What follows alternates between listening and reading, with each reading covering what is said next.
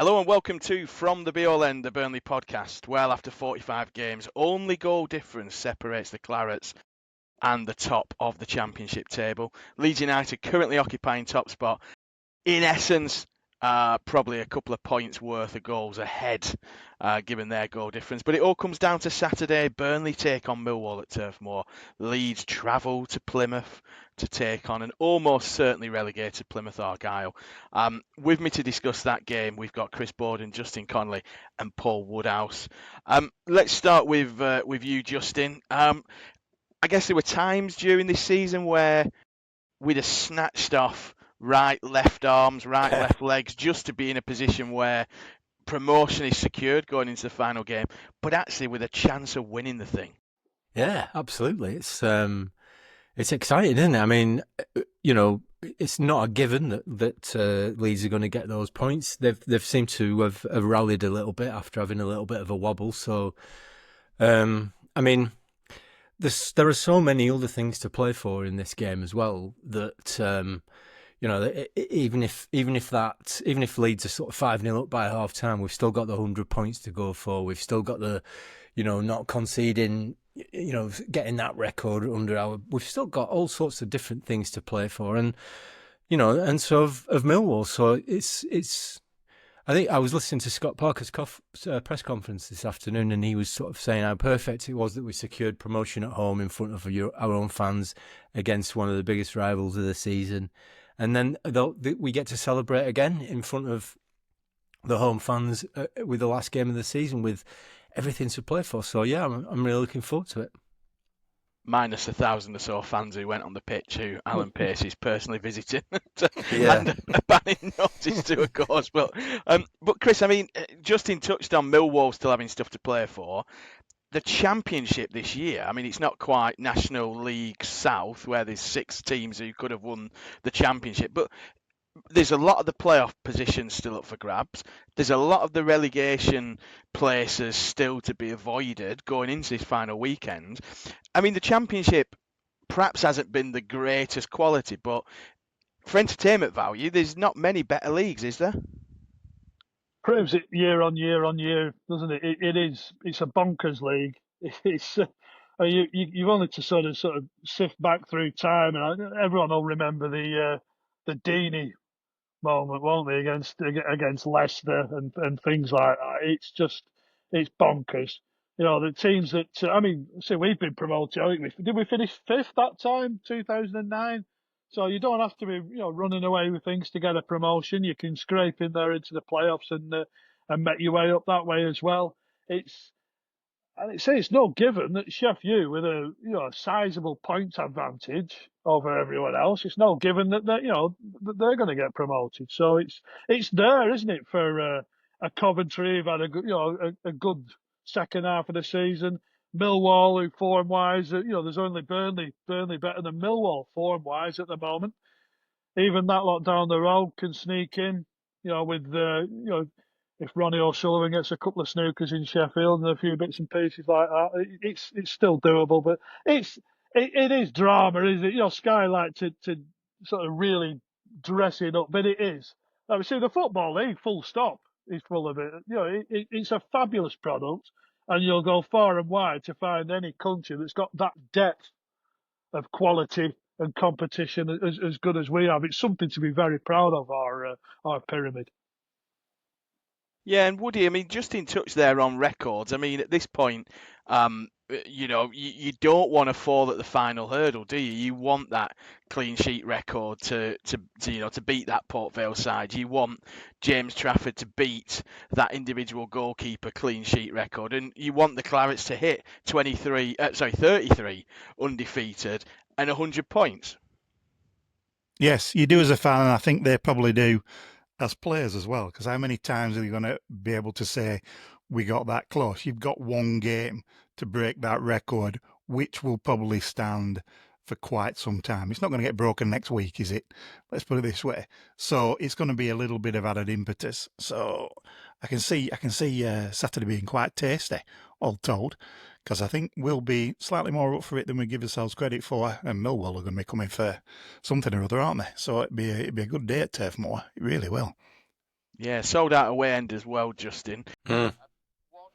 Where have they all come from? Yeah, I know, it's crazy. They're all Danny Baker clones, aren't they? I think that's the thing. Could get a little bit tasty under the covert, I have to say, before and after the game. The biggest, obviously, disappointment, I guess, from a Claret point of view, Zian Fleming. I mean, we signed him on loan, we believe, probably due to the timing, i.e. it's quicker to get a loan signing through than a full transfer, even though it was accepted that basically he would become a Burnley player upon completion of the season. It feels a bit of a kind of archaic rule, doesn't it, that you can't play against your parent club. You can kind of get it because they're still going for promotion, we're still going for the championship. But is it time that we started to kind of rethink these rules about kind of playing against your parent club? Because I know in some competitions, as long as the parent club agrees, Yeah, they're the players are allowed to play. it does seem a bit ridiculous, doesn't it? Especially when come close season, he's going to be a Burnley player, isn't he? He's not going back there, is he? I mean, and it's just a matter of fortune that it's just turned out, that they've got something to play for on this last game of the season, and he's our player, isn't he? So I think it's about time we put that to bed, especially when in the current climate, it seems to me that a lot of these deals are starting off as loans and then turning into permanent deals. That seems to be happening a lot more than it used to, doesn't it? So, it puts you at a disadvantage, doesn't it? We're at a disadvantage in this game for no good reason. I don't see why that needs to happen. So yeah, I think that probably needs looking at. Yeah, and Chris, where does that leave us from a striker point of view? I mean, I guess we've only really got Ashley Barnes. We don't think Lyle Foster's necessarily going to be fit. I have not seen Scott Parker's press conference. I'm not sure if there was an update on Foster, but do you expect a slight change in formation? Did you expect to see Barnesy starting up top for the Clarets? It's one of those. At least it's not been like a late injury. That's been that's forced a rethink. He's known about this for as long since he signed him. He knew Zian Fleming wouldn't be playing at the Den in November, and he knew he wouldn't be playing in May at Turf Moor. So I say if Foster, you're not going to risk Foster either way. He's not been. If you've not been in and around it and what have you, it's just foolish. And what do you want to do? Give Barnesy an hour and just say blow yourself out, and we'll see what happens after that. I think we an suggested hour. That's a bit optimistic. We suggested previously whether he just sort of goes with a tricky front three, plays a really sort of a three that are going to interchange, really fluid and cause. I think Millwall's main strengths is funneling teams out wide to cross the ball where the dominant centre halves and it and kick it away. I think it needs something different against Millwall, and like I say, having three little tricky players in the forward positions might be one to look at, really. Yeah, and Woody, I've just had a quick read of Scott Parker. He says he's got a few ideas floating around. It's almost back to the old Vincent Kompany days, isn't it, where we half expect Muric up top or whatever. But he referenced the fact that Ashley Barnes might have a chance depending on the decision I make. Of the tricky front three, who would you be having? Would you be looking at a Koleosho and an Edwards and an Anthony, or with perhaps a Hannibal behind and Josh Brownhill alongside Cullen? Are you kind of wanting perhaps Hannibal to push further forward or Brownhill to push further forward? What's your kind of thinking if you go down Chris's route? I mean, I'm not in this camp of like pushing either Hannibal or Brownhill further up top. No, that's one thought. No, just no.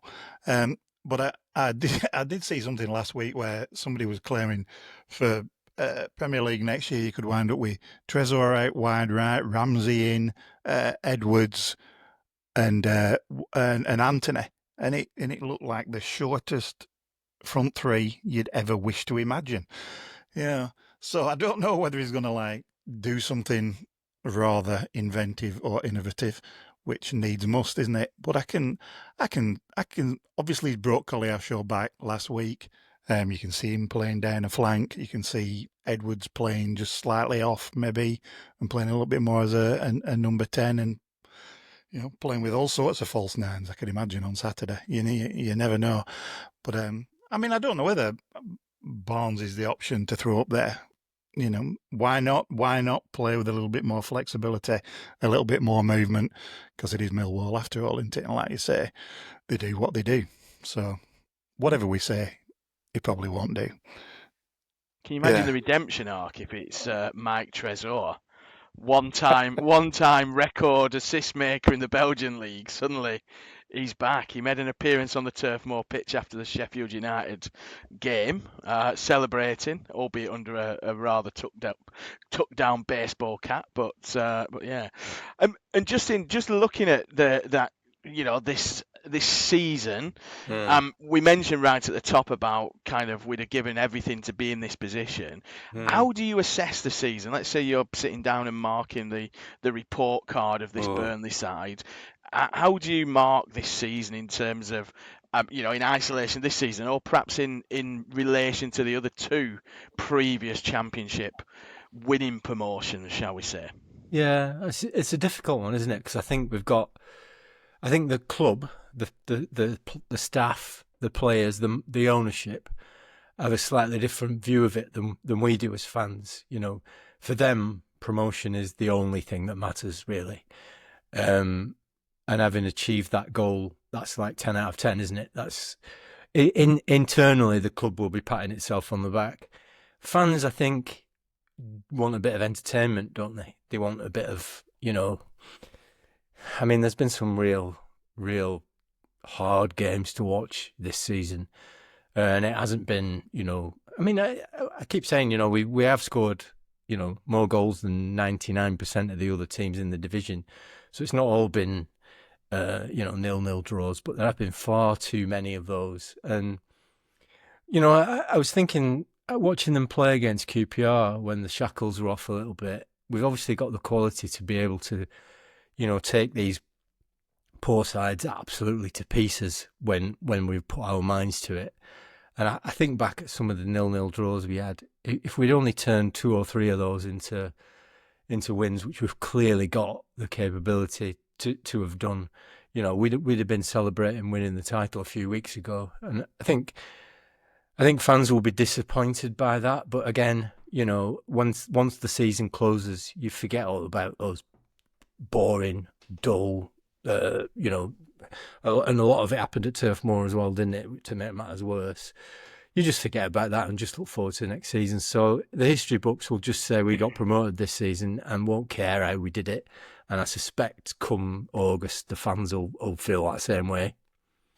Yeah. Chris, do you think there's I don't know if it's regret's the wrong word, because there probably may have been something else we could have done, but do you think there's a missed opportunity when we think about some of those 0-0s, especially at Turf Moor, because just one of those turning into a victory, that extra 2 points means that a draw on Saturday's enough. 2 of those becoming wins suddenly means we've won the championship, a game ago. I know it's that old kind of me auntie had balls, she'd be my uncle, but do you think Scott Parker will look back and go, you know what, actually we could have affected the game a little bit better in the latter moments when we perhaps didn't have that urgency and the crowd were urging the team on, but we weren't quite firing? And if Besley hadn't thrown the ball out back of his net how many times for Leeds, and if Sheffield hadn't been punished for 2 points and had the week from hell and blah, blah, blah, blah. Everyone's got their sorrow story, haven't they? It's just one of those. We've done what we've done. I was watching a graph of the league season, the sort of like ups and downs, and Burnley's they're here all season like that, consistent as you like, and then at the end they just go whoop, and they go up. They've taken the points that they've deserved to take. The games that were, so many goalless draws that few of those games, quite easily are turned into wins. Few of those could have gone the other way. You look at, I mean, puzzle. The biggest puzzle. I say, if he failed to score 3 times against Preston, who were on the, could go down on Saturday. Twice against Derby County. So, exactly. But I mean, we've taken more points away from home than North End have all season. Full stop. Like I say, we're going to come out of this season. You're going to look at fingers crossed. They win against Millwall. They get the 100 points, unbeaten at home, which hasn't been done for God, a long time. I don't remember the last time Burnley, if ever, have done that, unbeaten at home. That's the clean sheet record, Trafford's record, a promotion.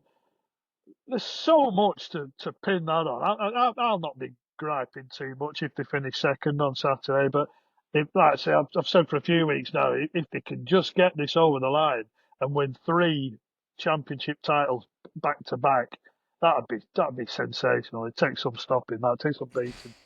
Mm. Yeah, and Woody, I think Chris mentioned the fact that, I think it was Chris, it may have been Daz, we should get to keep the trophy if we win it for a 3rd time in a row.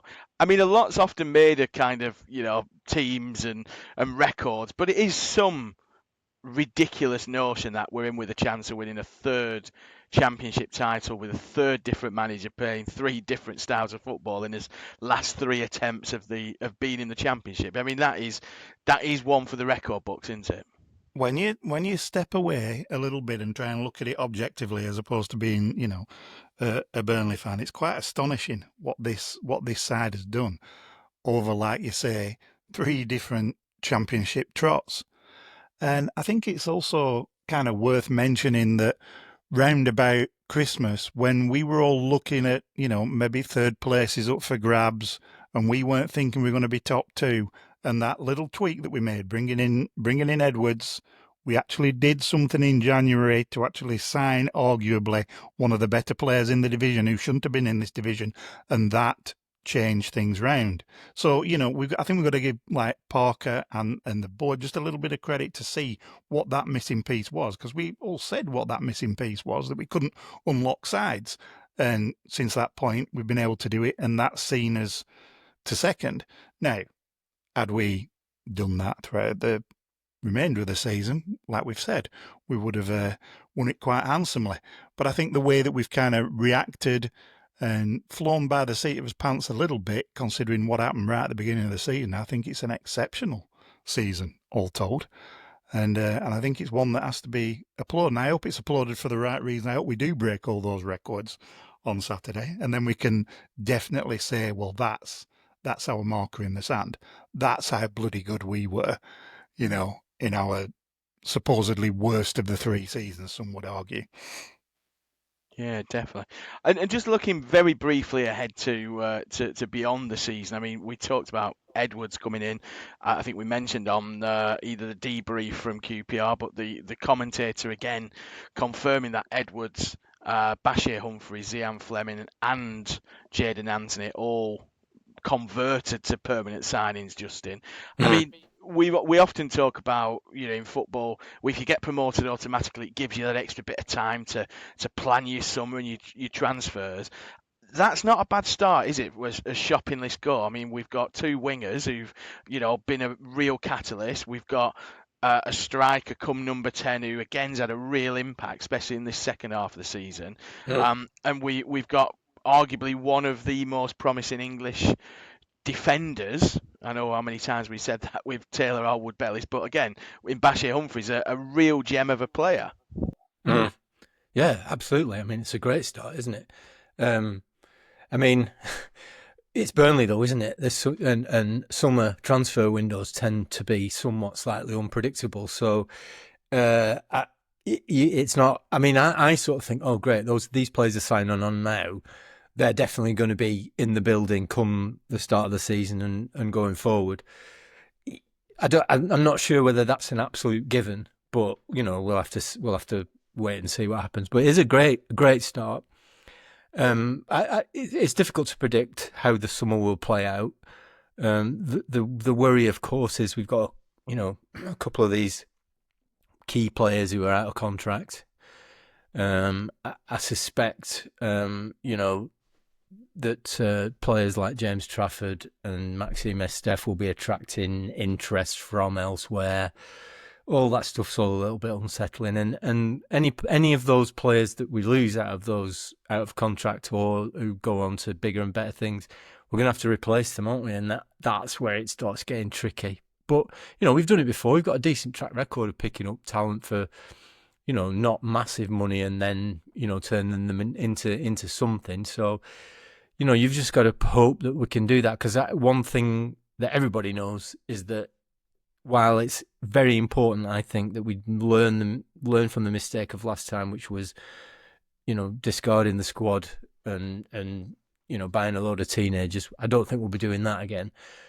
We got to keep this team together as best we can, but it still needs to improve, doesn't it? We still need to add to it here and there. But I totally agree with you. These lads signing on, who's been on loan this season, they all seem to have really clicked into the Burnley way, if you like, and I'm delighted that they're all going to be staying. Yeah, and Chris, I mean, Justin mentioned there about you not going out and buying kids. Do you think the transfer window becomes a bit more predictable under Scott Parker than it was under Vincent Kompany? I'm not saying we're back to the garlic and dice days where the only predictable thing was nobody really would be coming in. But do you think the makeup of the incomings is a bit easier to predict with Scott Parker's pragmatism and approach to this season in the Premier League compared to Vincent's supermarket sweep in a toy shop? Again, it depends what's available, what they can afford, how much they're prepared to lay out, who wants to come, blah blah blah. Barry Kilby used to talk about A, B's, and C's. And sort of like the A's being like your young, huge potential, big sell-on potential, etc. B's that are a little older, maybe sort of 25 to 30. Not as much sell-on, but probably a bit more. You can chuck them in straight in pretty much. The C's who are established, been round the block, know the drill, no sell-on whatsoever, but hardened, seasoned pros sort of thing. So it's getting that you want to mix. Now, this year, this year we've had far more of that mix, haven't we? Sort of Brownie at the other end, Cullen at the other end, sort of a few sort of mid-20s lads, Anthony, Edwards, and the younger lads who are improving. Then you bring a Barnsley into the mix. It's they've got the mix just about right this season, and it's about building on that really. So you want that know-how. You still need. I still, a lot of people have mocked the signing of Shelby, like anyone could have predicted he'd have been injured. He may well have had an impact, but it was a no-brainer to bring him in at the time. I don't know what wages he was on, but I doubt he was, asking too much. Unfortunately, he got injured, and he'll be forever known for a through ball against Oxford. His magnificent contribution, but I still maintain Redmond was good business, and again that's not turned out because he's been predominantly injured. Townsend should have come through the door. You need those types to come in as freebies, and we need probably a bit more of the B's and a few less of the A's this time, I think. Yeah, definitely. And I think with Shelby, I think we lost Egan around that time, didn't we? So it almost Woody felt like, bringing that experience in. I think Scott Parker's talked about the impact of Joe Worrell. He started the season as one of the first choice centre halves, got injured, lost his place to Egan Riley, and has never been able to regain it due to CJ's form. But we were missing that, weren't we? I think in the last Premiership season that we discarded that. Your Jack Corks who barely got a look in and were sat in the dressing room after the match in jeans and trainers rather than a training kit or a match kit. You do need that, don't you? You can get a bit snobby sometimes. I know we mock the kind of Dale Stevens signings and all this kind of stuff, but if you've got a mix of the really exciting and the slightly more experienced, you need a couple of them players who are just good around the dressing room, who are happy to say to lads, look, this is where you need to dig deep going into the last 10 minutes of a Premier League game. Of course you do, and that's obviously what we never had under Vincent. And you see, we've seen these past three or four seasons or so, where every single side who's gone up suddenly feels like they have to blow the entire squad up in order to compete. And you see, and it's like, why would you completely get rid of that, like you say, that ethos, that team, those players who've played for each other and got you there somewhere near? Because I don't care who you are.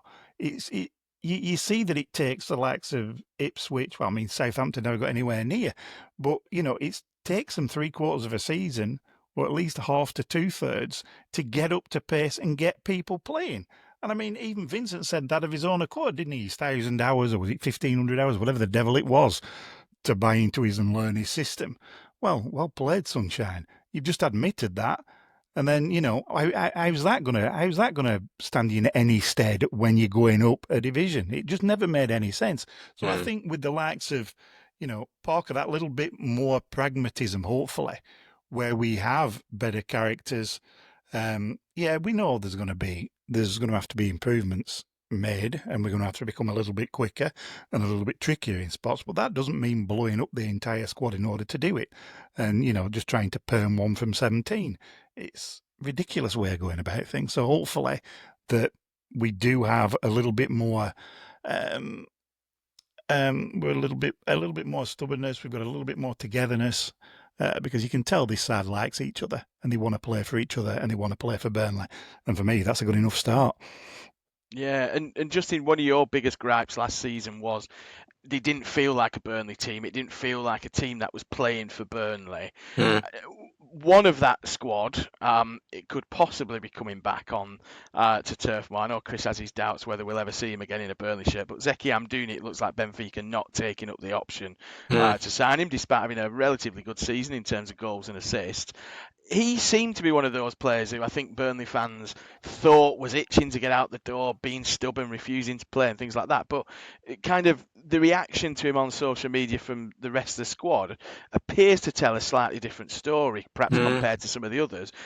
Is there a redemption arc where we see Zeki Amdouni coming back to a Premier League Burnley and perhaps being that, Scott Parker's new Mitrovic, that kind of someone who goes in and out, perhaps can play at 9, can play at 10, can play off the left? Or do you, a bit like Chris, think he'll go into the wilds of European football for a tour for the next couple of years until his contract goes down? Well, I mean, I don't know what sort of a reaction he'd get coming back if he appeared at Turf Moor in a Burnley shirt. We don't like it, do we, when people jump ship when we get relegated? But it all depends on what happens on the pitch. If he starts playing, if he plays, and contributes and looks like he's, interested, then I'm sure the fans will come around. Can't really see it myself. I don't know. I've not really followed his time away, so I'm not really sure how well he's done. I don't think he can't have done that well, given that they're not. It doesn't look like they're going to exercise the option. I suspect that might be more to do with the price, because we paid a ridiculous amount of money for him, and we're probably asking a ridiculous amount of money for him to leave. But I can't see it. He didn't impress me in the Premier League last season. I think most of us lost our patience with him disappearing in games. But it's a different regime now, isn't it? Different manager, different way of playing. So I think we'll all be prepared to give him a chance if he does land back at the club, and and hopefully that redemption arc will come to pass. I suspect it might be a bit more of a Vegos-like situation where he goes out on loan again if nobody wants to stump up for him. But Scott Parker may have other ideas, and I wouldn't put it past him to turn him into a player.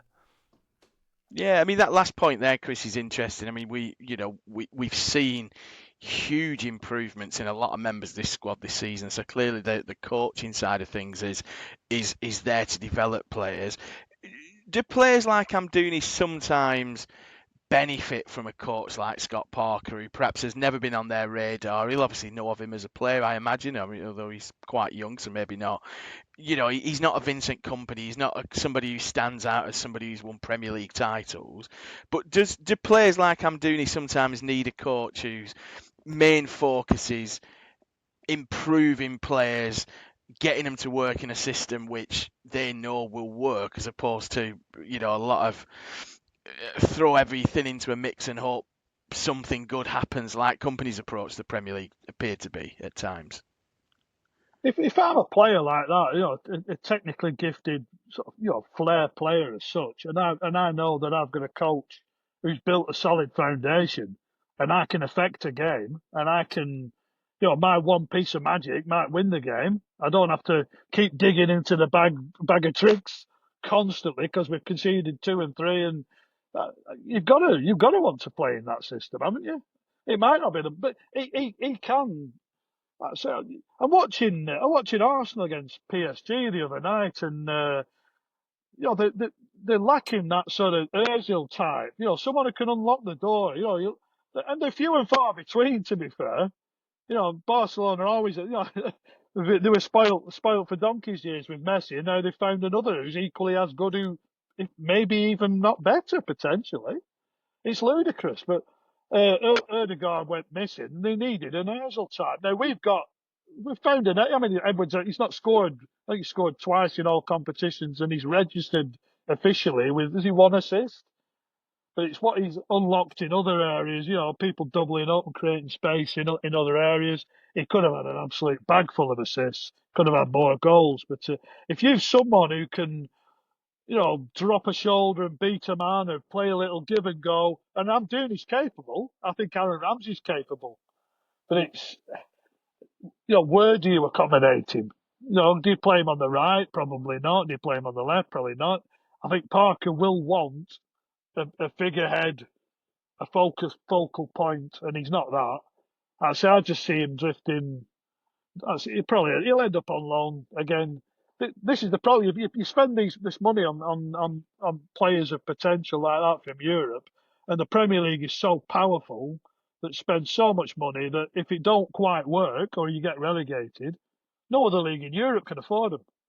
So you end up loaning them and losing their the contract value year on year, as with Vegas. And again, I think that's what's going to happen until he gets to a value where someone can afford him. Yeah, I think Vegas is out of contract this summer, isn't he? He's not triggered another year, has he? I thought he completed a yeah, he's gone. He's not on loan. He's gone full time twice. There you go. Excellent. I half expected another video of him in an earring and some fancy haircut, bleach blonde haircut, strolling into Gawthorpe looking completely uninterested to do an interview about how he's back and he wants to do this and that. But there we go. Well, all to play for tomorrow, Saturday against Millwall. What an afternoon that's going to be. Early morning start for you, Woody. What time will you be up in Cleveland ready for that one? I keep seeing 6:30 floating about, but there's no way it's a 7:30 kickoff, isn't it? It's a midday kickoff. It's a 12:30, isn't it? Kickoff, yeah. So that's your answer. It's going to be before anybody's normal breakfast. So there you go. You're going to be up 2 minutes before kickoff. Yes. Yeah, scrambling around trying to find me remote and swearing at the dog. Breakfast of champions, a couple of Stellas. Yeah. Just go through tomorrow night. It'll all work out. Yeah, be well worth it. Yeah, one big watch party. Excellent. Well, enjoy the game wherever you're watching it in the world, whether you're at Turf Moor or you're watching a bit further afield. I know there's a couple of US Clarets as ever coming over for the last game of the season, so hopefully everything works out well for them. We'll be back at some point with a debrief of that, and then next week perhaps looking back in a bit more depth at the season. We know that the accounts are out as well. We're trying to get his head around what it all means, so we're leaning heavily on some of the users of Up the Clarets to explain what it all means. I think we're still afloat. I think we'll still have a club there tomorrow, Saturday, to play Millwall. Beyond that, who knows? We just don't know. So at some point when we've got our head around that, we'll have a look into the accounts as well. But like I said, we'll be back soon with a debrief of Burnley versus Millwall and the season as a whole. But until then, up the Clarets. How many times do I have to tell you? Stop moaning! Not going anywhere.